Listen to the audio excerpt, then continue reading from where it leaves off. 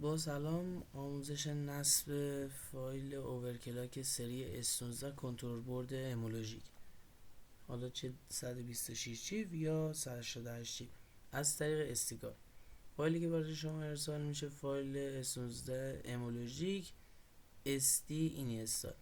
فایل رو باز میکنیم، نیاز به یک فلش داریم. فلش رو فرمت FAT32 میکنیم. کلیه فایل هایی که میبینید و داخل فلش کپی میکنید، دستگاه رو خاموش میکنید، فلش رو وارد دستگاه میکنید، دستگاه رو مجددا روشن میکنید، 30 ثانیه تا 1 دقیقه صبر میکنید، دستگاه چراغ سبز رنگ میزنه، دستگاه رو مجدد خاموش میکنید، فلش رو جدا میکنید، دوباره به کامپیوتر وصل میکنید و این بار این تگ فایل رو روی فلش کپی نمیکنید یا توی فلشتون که هستش فایل رو پاک میکنید.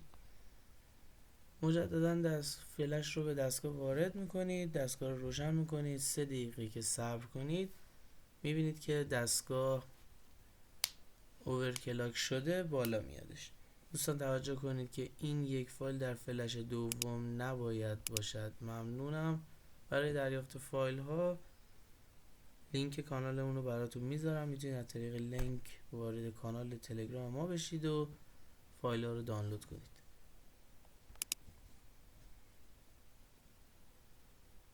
اوورکلاک کردم. فلش اولی که یادتون دادم چجوری وصل کنید، فلش رو به دستگاه وصل میکنیم، دستگاه رو روشن میکنیم. بودم 20 تا 30 ثانیه طول میشه تا چراغ سبز رنگ روشن بشه. ما دستگاه رو فناش رو باز کردیم.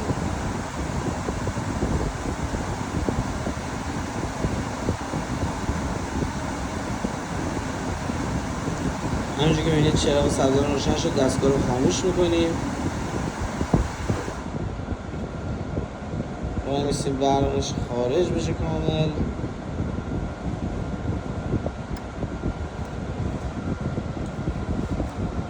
فلش دوم رو وارد دستگاه میکنیم.